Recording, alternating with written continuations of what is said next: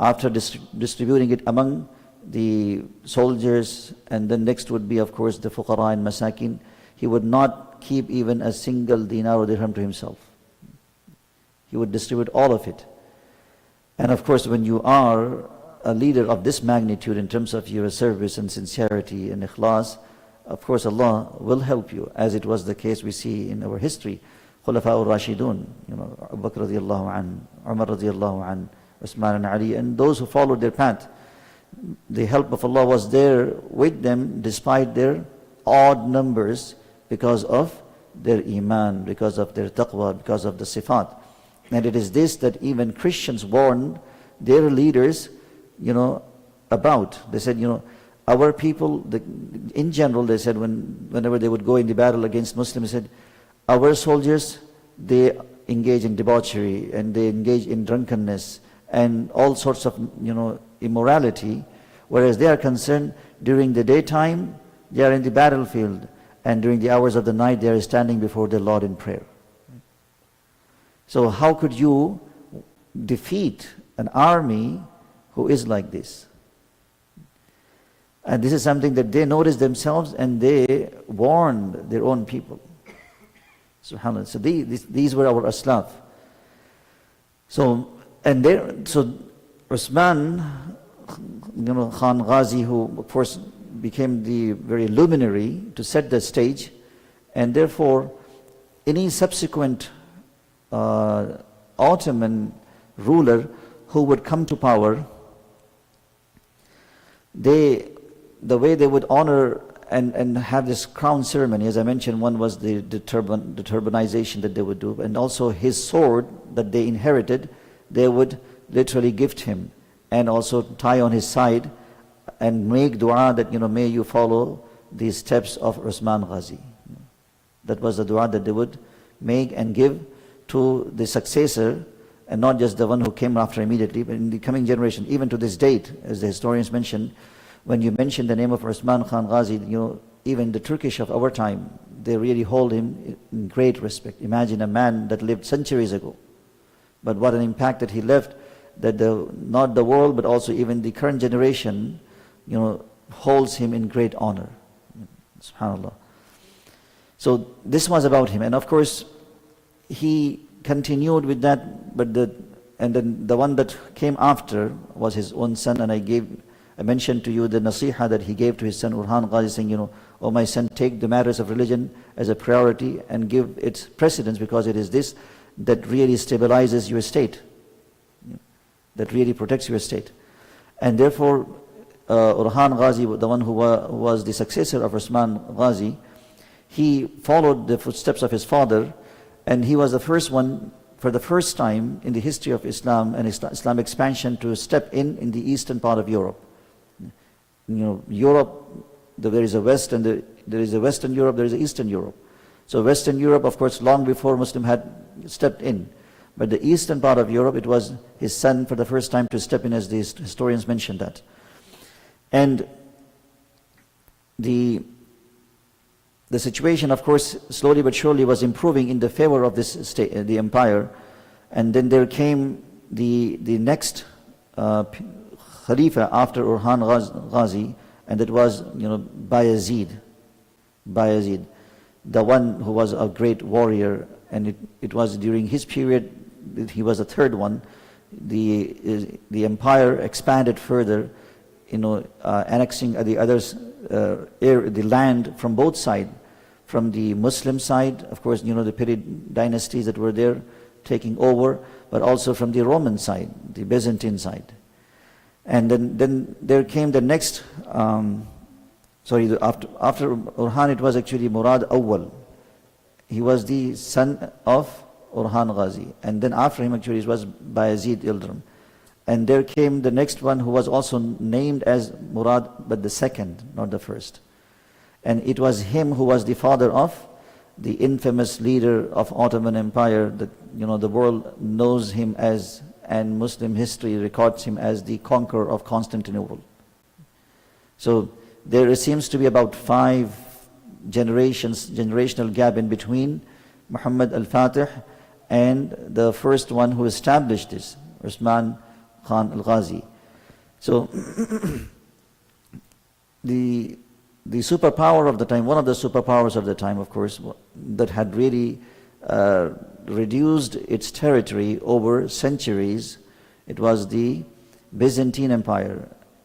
And when Murad himself and also his father Bayezid, they both, as they were expanding the territory, they attempted to conquer Constantinople.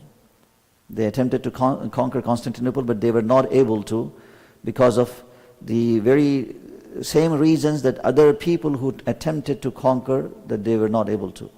And that was because of not necessarily the manpower, but the way the strategic location of the geographic location that the city is situated in, and the defense system that, subhanAllah, the way it was planned to protect itself.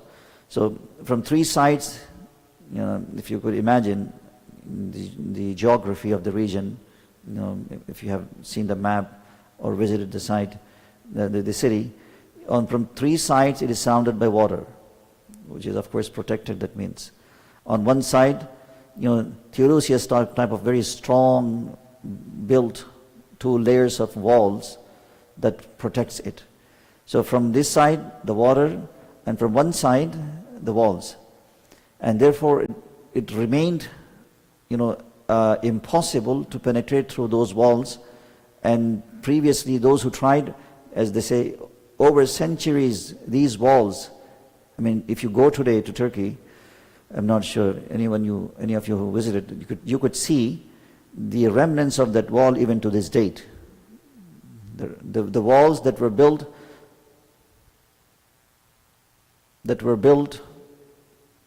1400 years ago. 1400 years ago, 14 to 1500, long ago.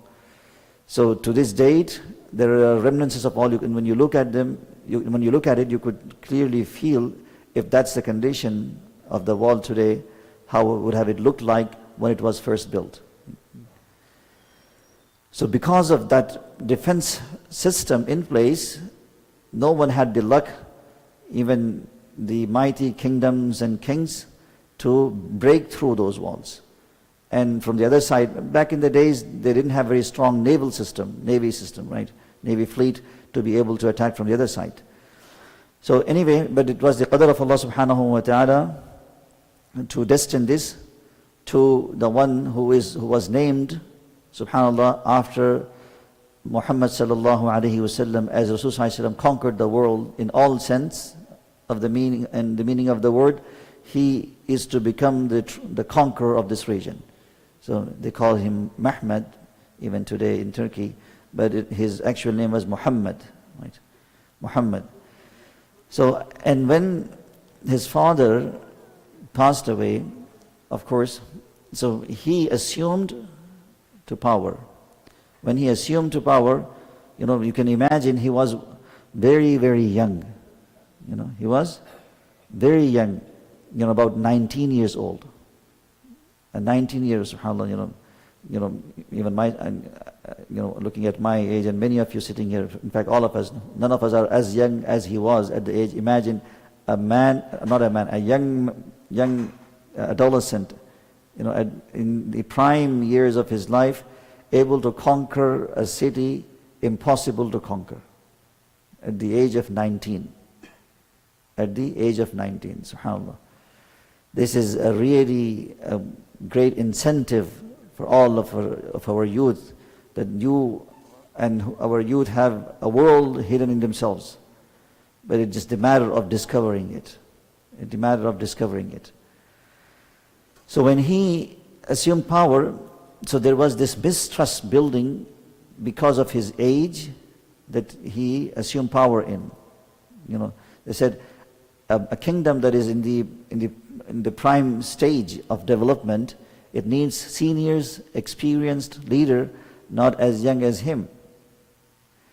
But then he said, let me do something by the tawfiq of Allah that I could earn their trust.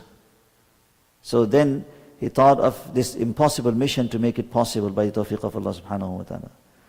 And he started diligently thinking about what can I do to really change the situation. Constantinople, of course, a little bit about this place. It is, of course, it is known in English as Constantinople, but in Arabic and other languages it was called as Constantinia, right? And this is actually the abbreviation of the name. Actually, it is being referred to the one who founded it. This Constantinople was called as, Constantinia, actually a reference to the one who founded it. So who founded it?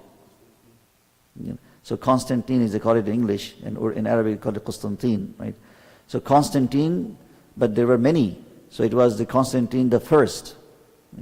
Constantine the first, who had laid the foundation of the city, and as the seat of the Roman Empire in the early 4th century. In the early 4th century. So it was basically the period when Constantine, because this is the same individual, by the way, who made it was him who made many changes to Christianity and many things. So he made Christian religion as the state religion of the whole of Europe. And then he built this city so that this could be the seat of the Roman Empire, in 340s CE. So it was late. It was this time that the city was had the foundation, and of course, so from that time all the way until when it finally lost, in 1543 or something like that. So it had been very strong support and hold as a symbol of Byzantine Christianity, Byzantine power and Christianity since that time. So you can imagine, for over 1200 years. For over 1200 years. So it was a very ancient empire, very, very ancient empire. So it was this that, subhanAllah, he aimed to conquer. And Rasulullah sallallahu alayhi wasallam, as I mentioned, in a hadith, he gave this bashara. He predicted that my ummah will conquer this city. It will be a group of Muslims.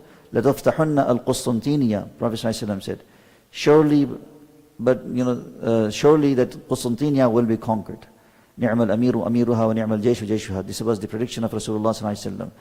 And therefore, from the time of Muawiyah radiallahu anhu, and of course even earlier Uthman radiallahu anhu, and subsequent period, there had been many attempts to have the honor of conquering this because of the praise of Rasulullah sallallahu alaihi wasallam.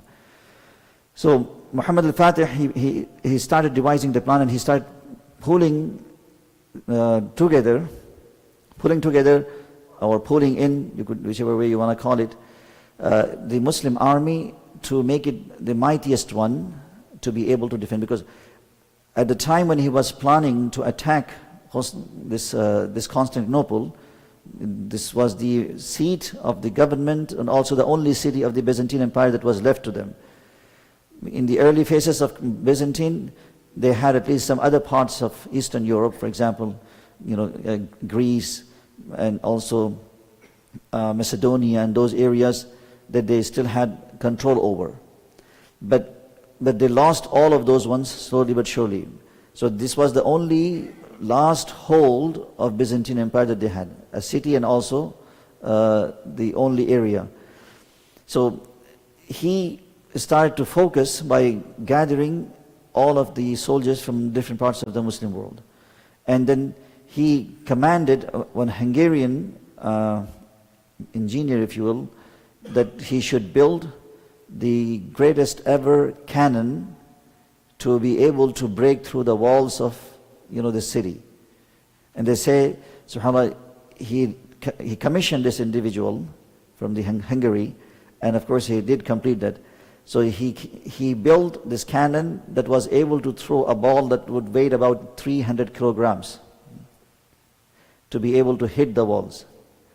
And of course, with that, he moved forward. And he is focused, of course, from the wall side, because that was the only option. The other side was surrounded by water, and they didn't have, much to the advantage of the Muslims, but everything was to the advantage of the Christians and Byzantines. That they had no worry and concern because no one had ever attacked from that side. So therefore they were quite relaxed. They were quite relaxed from that side. Their whole focus was from this side. So after, subhanAllah, because it took about 54 days in total for them to put an end to this. So after this, the siege that they laid from the other side of the wall and fighting against and trying to do their best, but they had basically not a good luck. So one night, as he was thinking and reflecting upon the situation, then there came a brilliant idea to him. And perhaps he was the only one to devise this genius plan. So he, commissioned that there were about 70 ships, because they had no access to water because that was under their control. So overnight he commanded that those 70 ships to be, they should use some kind of fat, animal fat, under the knee, the base of the ship, to be able to slide from the mountains and to the down. So overnight, it is definitely a true miracle of Allah subhanahu wa ta'ala. 70 ships, they were able to move overnight from the other side, about 2 kilometers away, all the way landing them into this Bosphorus side, where this was just water surrounding the city. And like I said, he kept them engaged from this side so that their focus, is only from here, that they don't feel anything. That movement that was taking place, they could not notice much. So as the night was passing by, they moved about 70 ships from the land and landed them in the water. And when the dawn broke and it was full daylight, so it was to great shock when the Christians and the Byzantines noticed that they are surrounded from both sides now by the army of Muhammad al-Fatih. From this side, of course, from against the walls, there is army that is fighting actively. And from the other side now, where they had fully, they were comfortable and confident that no one could ever do anything from that side. So they had now 70 ships surrounding them completely. I mean, just try to imagine, when I saw that sight, it gave me a goosebump literally to think that way. Overnight, in the hours of the night, 70 ships to be able to move and land and surround them. By the morning when they wake up, they see they are fully trapped and sieged. Hasbunallahu al-Azim. So when that was the case, now they could clearly see our game is over. So now from both ends, they were under attack. And soon after, of course, the whole city fell in the hands of Muhammad al-Fatih, who was given this, basically the title as the conqueror of the city Constantinia. So this was a miraculous, unprecedented, one of the very rarest, remarkable achievements and also conquest in the history of the world, if you will. Not just in the history of Islam. The way it happened and who did it, the way he did it.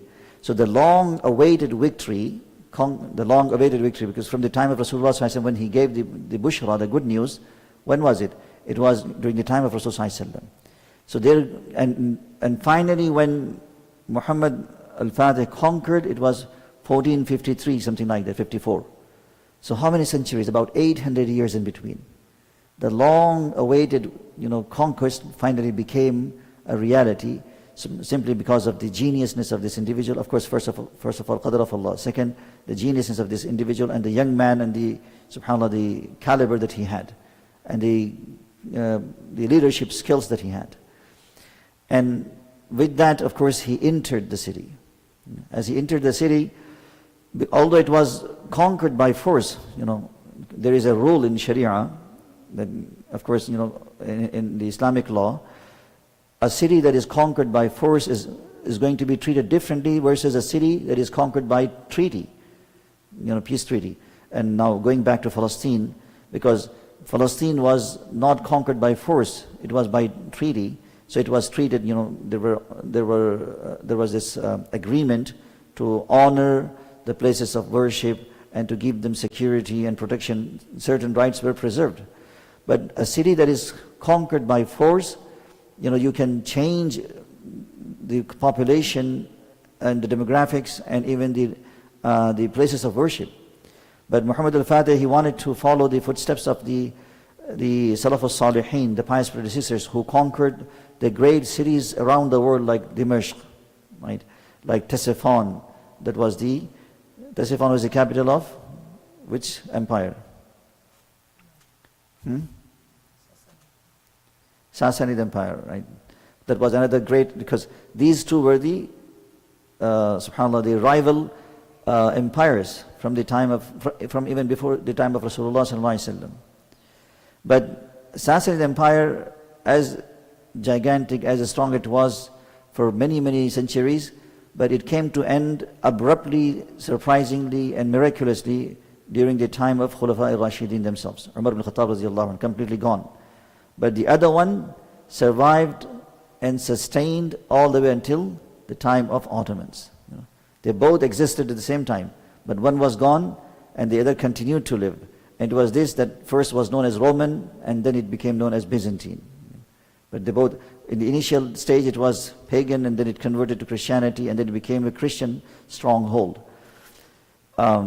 So he wanted to follow the footsteps of his ancestors, our Aslaf, who conquered great cities like Dimashq, Ctesiphon and others, and Toledo, for example.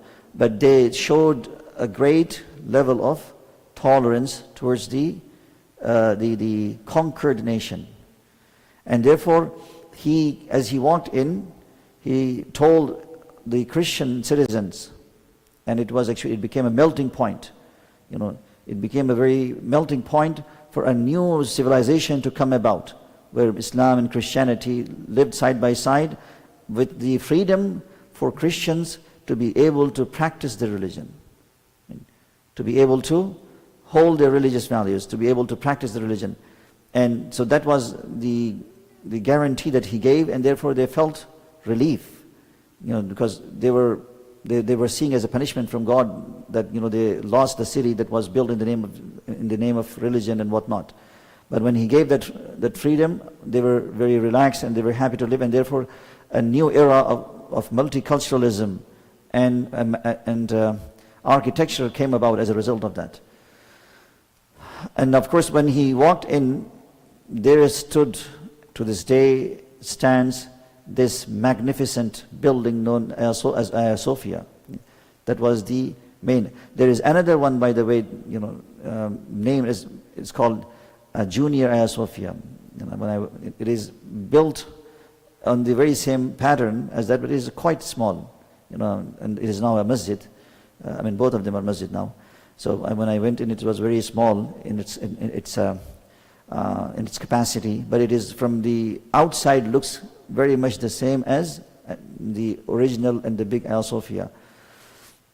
So when he approached that, Hagia Sophia actually was built not by Constantine. It was built by somebody else, one of the great Roman emperors. What was his name? So somebody said something. So his name was Justinian. So he was, because it was in his era, Roman Empire had reached to its pinnacle.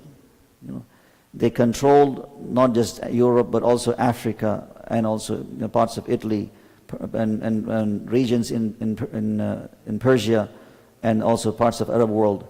So they say it was about, in terms of the radius, 3.5 million kilometers. Huge, right? One of the great empires of the history, of the world history.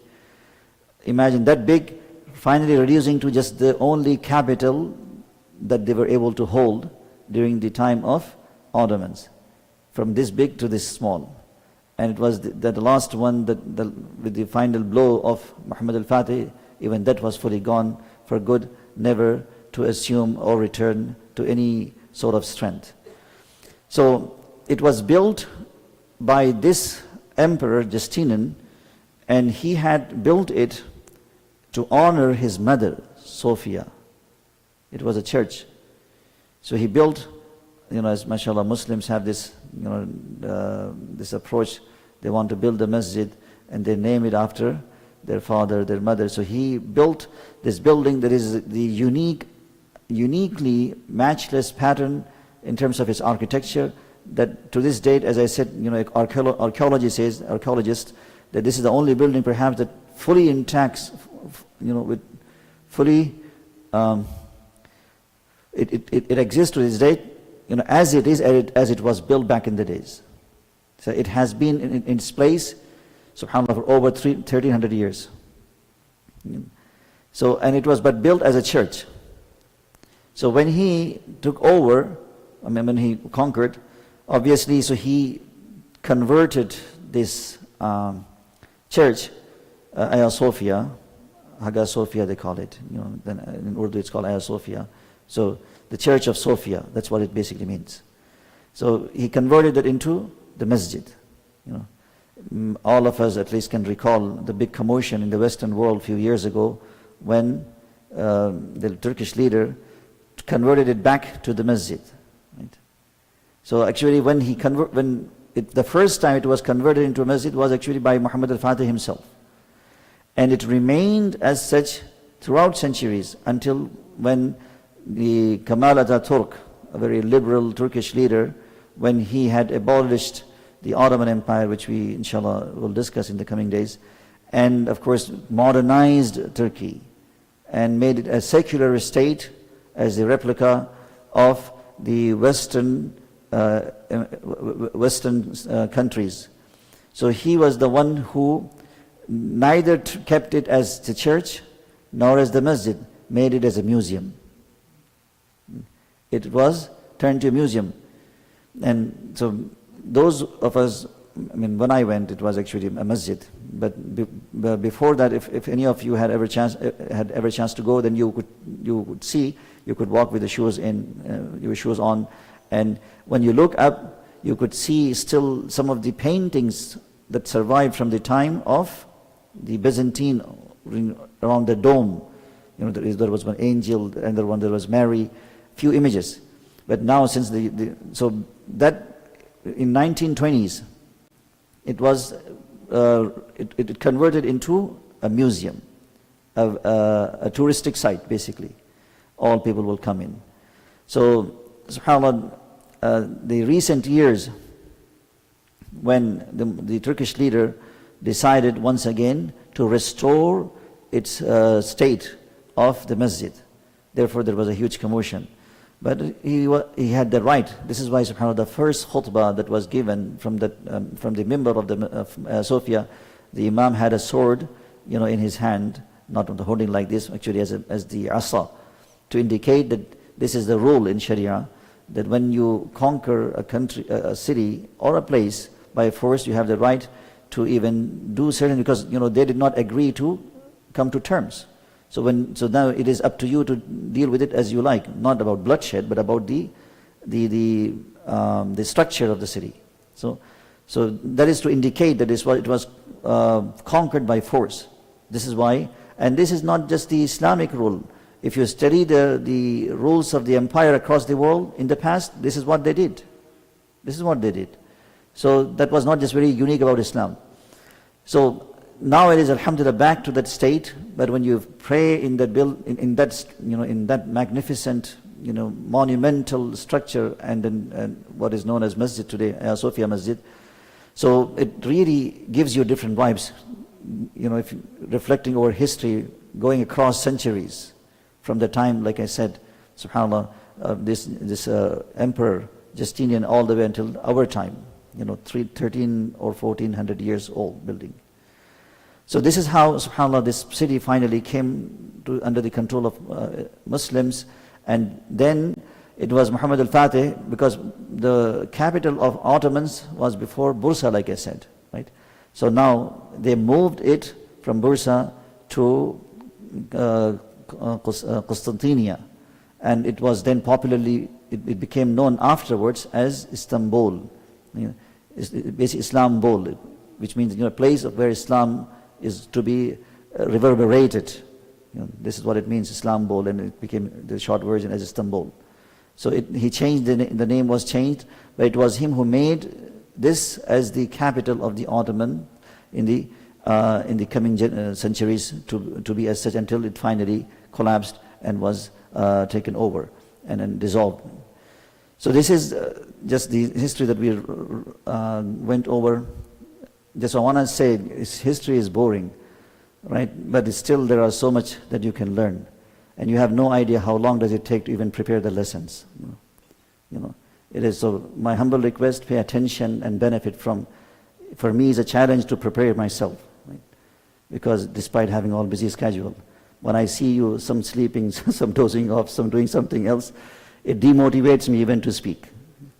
Because I know how I struggle to organize my time to prepare my lessons. So may Allah reward you all, mashallah. Most of you are being regular. But don't be distracted, don't be here and there. Pay attention. Then this is something that, when we are by your choice that I'm following this. So give the best of yourself to it, to learn from it. Okay. Barakallahu feekum. Inshallah we will, continue tomorrow from here. Then we'll discuss the next phase of it. Jazakallahu khair. Subhanallah bihamdihi, subhanakallahum bihamdik, wa nashhadu an la ilaha illa anta, wa nastaghfiruka wa natubu ilayk. Subhana rabbika rabbil izzati amma yasifun, wa salamun ala al-mursalin, alhamdulillahi rabbil alamin.